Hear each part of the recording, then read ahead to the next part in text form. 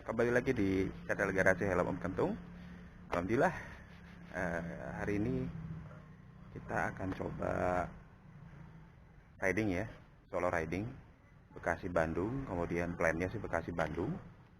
Kemudian dari Bandung nanti kita lewat Lembang, Lembang kita ke Subang ya, terus balik lagi ke Bekasi.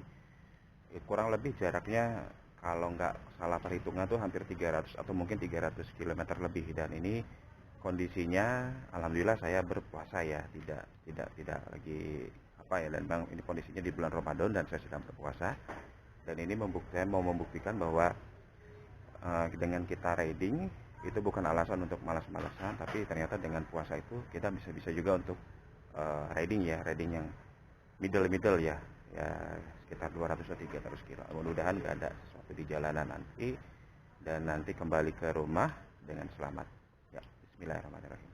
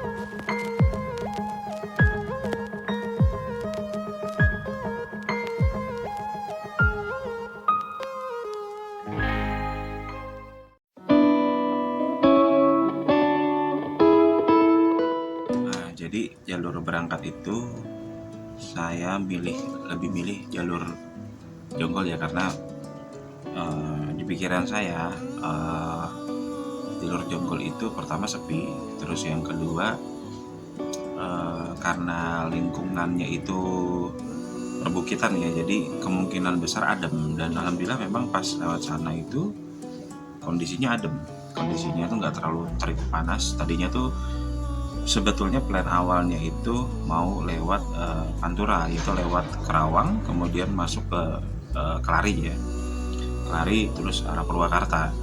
Nah cuma karena perhitungan baru berangkat dari rumah tuh jam 9 pagi, udah matahari juga udah mulai naik.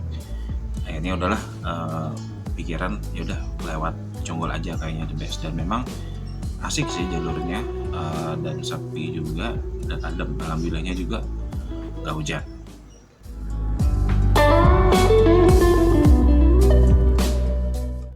Nah tapi di Jonggol itu memang beberapa titik di jalur Jonggol, kemudian masuk Cariu ya, masuk Cariu arah ke Cikalong. Di daerah Cariu juga masih banyak tempat yang jalanan itu rusak dan memang prosesnya lagi diperbaikin. Tapi mudah-mudahan sih, karena ini kan jalurnya jalur mudik ya, alternatif dari Jakarta.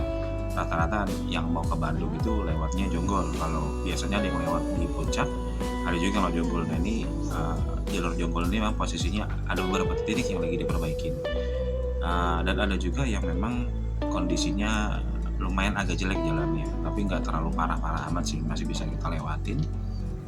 Dan itu kemungkinan besar efek waktu gempa di Cianjur ya, jadi berimbas ke jalur yang kemarin saya lewatin.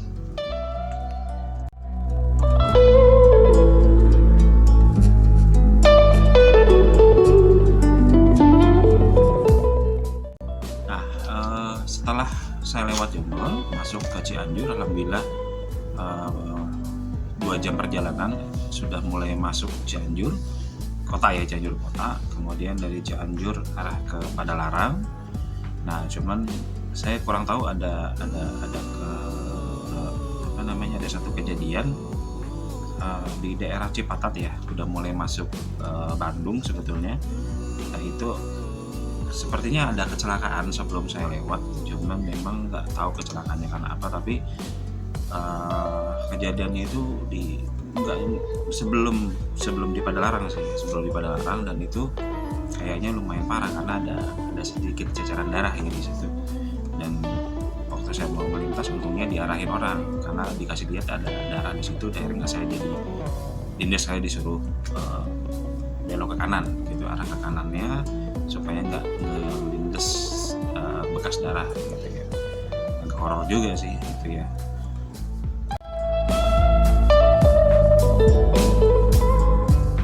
Masuk ke 3 jam perjalanan itu, saya 3 jam kurang lebih sudah masuk Padalarang ya. Jadi dari Bekasi saya jam 9 kalau nggak salah. Alhamdulillah sampai Padalarang itu jam 12:10 ya, jadi hampir 3 jam perjalanan. Nah itu memang kondisi fisik, dan kebetulan karena saya juga puasa ya, jadi masih mempertahankan puasa saya, dan itu lumayan banget terkuras begitu di jam 12 gitu, karena memang kondisi fisik sudah mulai tergerus, dan memang saya belum istirahat. Jadi dari Bekasi jalan sampai ke Padalarang itu memang belum istirahat sama sekali. Dan akhirnya saya putuskan, tadinya mau sholat atau mau berhenti di sekitaran Padalarang, ada masjid gitu ya, masjid lumayan besar. Nah cuman pikiran saya kalau saya istirahat di sana, waktu itu akan jauh lebih mulur gitu, karena konsep perjalanan kali ini Ramadan Adventure itu, jadi kita benar-benar full jalan, muter, dan ngerasain berjam-jam di atas kendaraan, dan ya insya Allah membuktikan bahwa dengan berpuasa ya kita masih bisa riding. Cuman memang tinggal diatur timing istirahatnya, dan akhirnya saya putuskan untuk istirahat di Masjid Alun-Alun Cimahi. Jadi akhirnya kenapa saya putuskan di situ, karena di Masjid Alun-Alun Cimahi itu masjid yang menurut saya lumayan besar, dan untuk kita beristirahat itu lumayan enak ya, lumayan enak, dan memang proper sekali buat istirahat. Akhirnya saya putuskan untuk istirahat di Masjid Alun-Alun Cimahi.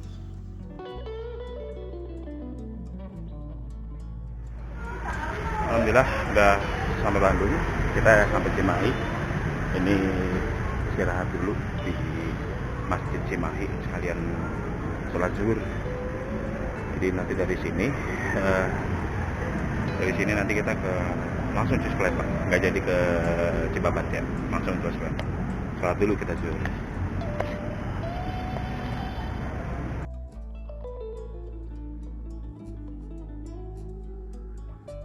Jadi begitu saya posting di story WA bahwa saya sedang ada di Cimahi, salah satu teman akrab saya ya, memang teman satu kerja dulu gitu ya, dan memang sangat akrab sekali, Kang Yadi. Nah ini rumahnya, saya lupa nama perumahannya di mana, di pokoknya daerah, lupa saya nama daerahnya, kurang lebih hampir 20 menitan dari alun-alun Cimahi.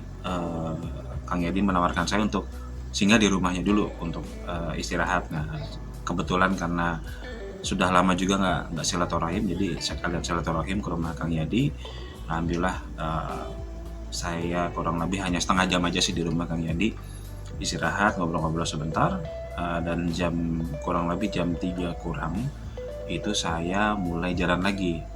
Nah karena saya berpikir, saya lihat di meteran bensin di motor saya, kebetulan cuma turun 1 bar sih, cuman turun 1 bar itu juga sebetulnya kalaupun nggak diisi nggak masalah sih. Cuman karena saya pakai pom bensin, bukan bensin Pertamina ya, saya pakainya yang swasta, dan kebetulan bensin ini cuma ada satu-satunya di Bandung, itu adanya di Pasteur. Jadi saya jalan lagi nih dari tempat teman saya ke Pasteur, kurang lebih hampir sekitar 25 menitan lah gitu. Jadi dari rumah tempat tinggal teman saya menuju ke Pasteur itu 25 menit. Saya isi di sana dengan ya sebetulnya nggak terlalu banyak saya isi, yang penting naik sampai 5 bar gitu ya, kurang lebih saya isi 60 ribu ya. Jadi saya dari Jakarta ke Bandung motor saya isi itu 100.000. Kemudian saya isi lagi, sebetulnya belum habis banget, cuman jaga-jaga karena ini pulangnya agak beda sendiri nih jalannya, jadi nggak lewat Jonggol lagi pulangnya.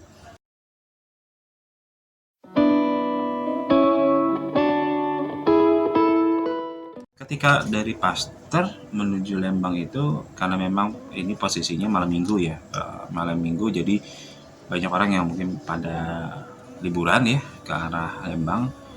Jadi jalan saya mau masuk ke arah Sukajadi, nah itu memang macet banget. Jadi dari arah Rumah Sakit Hasan Sadikin sampai mau arah ke Sukajadi itu memang lumayan macet banget ya. Kemudian alhamdulillah sih karena bawa motor ya, jadi bisa selip-selip. Alhamdulillahnya sih dari sana saya jam setengah 4 itu sudah sampai, jam 4 kurang sih, bukan setengah 4, jam 4 kurang itu sudah sampai Lembang. Dan saya putuskan untuk sholat asar dulu di sana karena memang posisinya belum sholat asar dulu di masjid di Lembang, masjid samping alun-alun Lembang itu ada masjid besar di situ. Dan saya putuskan untuk sholat, dan sebetulnya saya ada janjian sama teman, cuma karena teman saya ternyata ada keperluan lain, akhirnya saya putuskan supaya nggak kemalaman. Akhirnya setelah sholat asar sekitar, saya juga sudah mulai lihat jam itu sudah 4:30, takut saya kemalaman ngelintas dari Lembang menuju Subang itu, takutnya kemalaman karena saya juga ridingnya sendirian, ditambah lagi ngelihat udah mulai gelap ya, gelapnya itu bukan gelap mau malam tapi gelap kayak mau hujan gitu. Jadi saya putuskan setelah sholat asar istirahat, kurang lebih hanya 10 menit istirahat, langsung jalan lagi menuju ke Subang lewat Lembang ya.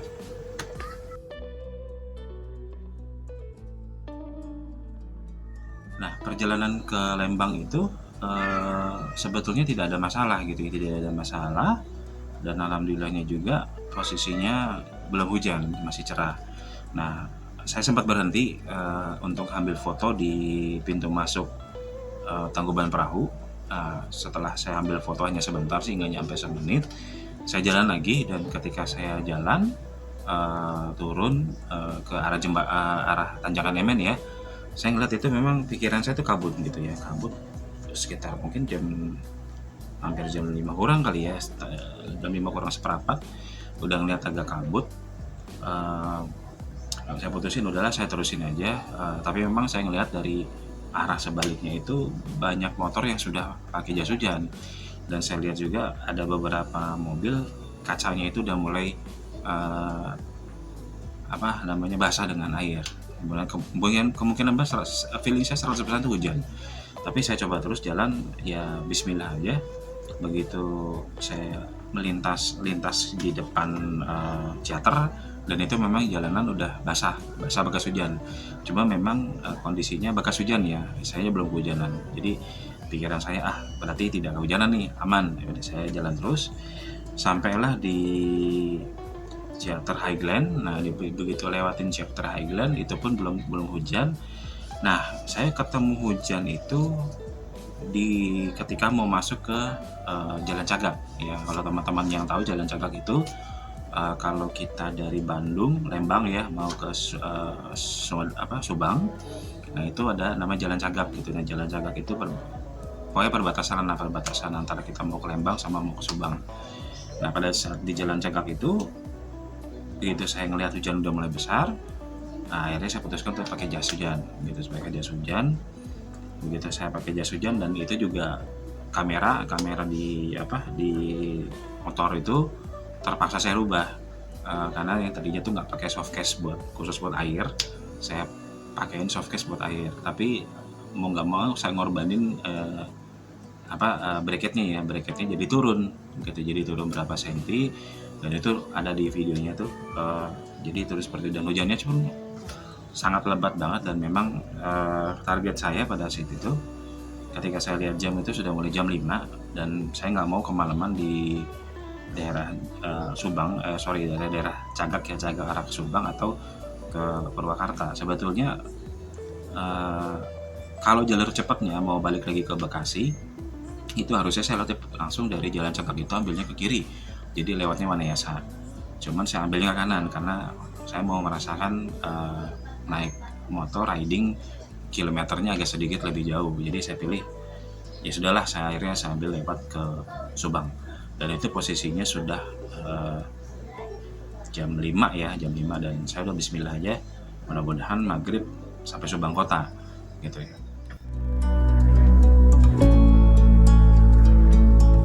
Udah lewat jalur Cagak mau masuk ke arah Subang kota, dan itu memang hujan itu memang benar-benar makin deras ya, dan memang saya agak sedikit kewalahan karena kebetulan saya pakai helm ini, dan memang helm ini nih tidak didesain buat kita jalan visornya ya. Visor kalau helmnya didesain buat pagi atau siang, pagi atau malam, cerah atau pas gelap.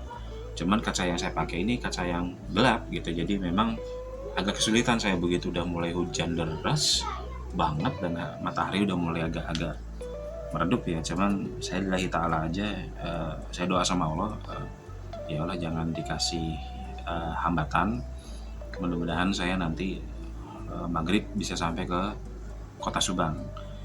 Ya alhamdulillahnya sih sampai juga di kota Subang, cuman memang saya nggak jadi sholat di Masjid Agungnya gitu ya. Jadi ada satu masjid sebelum masuk ke alun-alun Subang, itu ada satu masjid di sebelah kiri.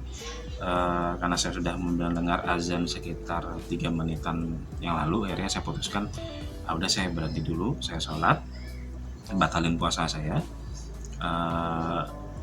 Kemudian nanti setelah sholat baru jalan lagi, dan hal yang paling menggembirakan saya itu saya bisa mempertahankan puasa saya dari, walaupun perjalanannya saya total itu saya sudah jalan tuh hampir mungkin 200 kiloan lebih kali ya gitu, 200 saya, tapi nggak terlalu kalkulasi, tapi hitungan saya itu udah hampir 200 kilo gitu ya. Dan ya alhamdulillahnya saya bisa mempertahankan puasa saya jadi dari awal sampai berbuka puasa, itu alhamdulillah banget. Dan setelah saya sholat, saya pun disambut, cuman sayang sekali saya sudah mulai kehabisan baterai, dan memang setelah dari jalan Cagak itu sudah tidak ada lagi merekam video di perjalanan. Jadi sampai rumah pun saya nggak ada rekam video lagi karena memang sudah kehabisan baterai di situ. Nah, sambutan dari jamaah di sana pun begitu saya masuk, saya langsung disodorin makanan untuk membatalkan puasa. Ya, dan alhamdulillah saya langsung mengiyakan karena memang alhamdulillah gratis bro gitu ya, kapan lagi dikasih makan gratis. Nah, yang saya senang lagi itu posisinya udah masuk ke kota Subang gitu ya, jadi sesuai dengan doa saya waktu saya di Jalan Cagak gitu ya. Jadi maghriban di.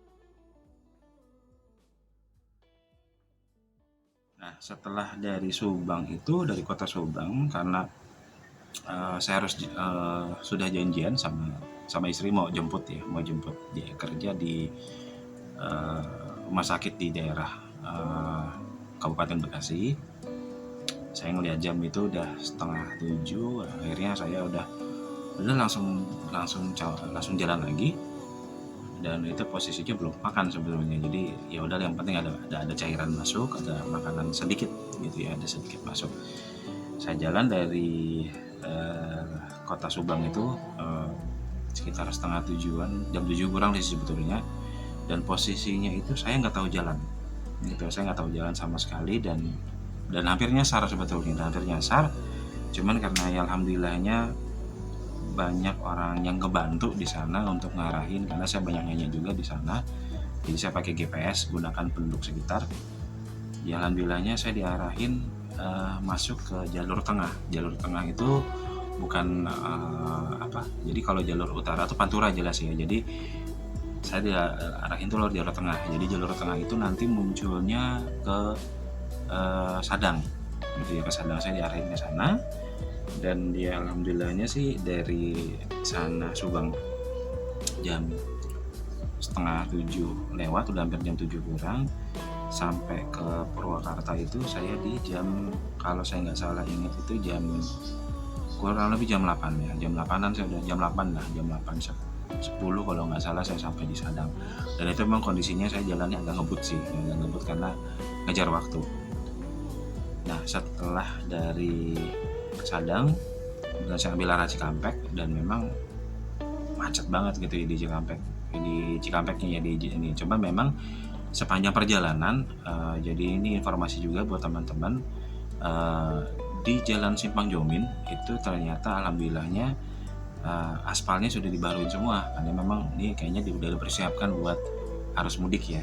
Jadi di Simpang Jomin itu waktu saya lewat di sana kondisi jalannya itu sudah bagus, aspalnya sudah baru. Nah, kemudian dari situ saya masuk ke Pasar Cikampek. Kemudian dari Pasar Cikampek ya alhamdulillah langsung ambil jalur Pantura. Jadi ambil jalur arah ke Kerawang. Nah, jalan di situ. Nah, cuman ini informasi juga buat teman-teman nanti yang pulang kampung lewat Pantura ya. Khususnya yang kemarin saya lihat dari sepanjang Cikampek sampai ke Kerawang, itu banyak jalur yang memang belum diperbaikin, jadi masih banyak lubang-lubang, jadi agak hati-hati untuk jalan di sana.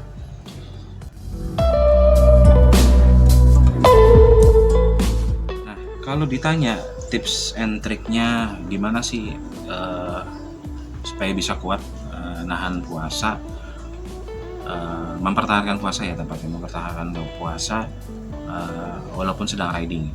Nah, jadi kalau tips and trik saya sih balik lagi ke niat gitu ya. Kalau niat kita benar-benar memang puasa itu untuk ibadah, bukan untuk keren-kerenan, ya saya rasa pasti kuat-kuat aja kok. Terus yang kedua, ini balik lagi ke apa yang kita makan nih pada saat kita sahur. Jadi triknya adalah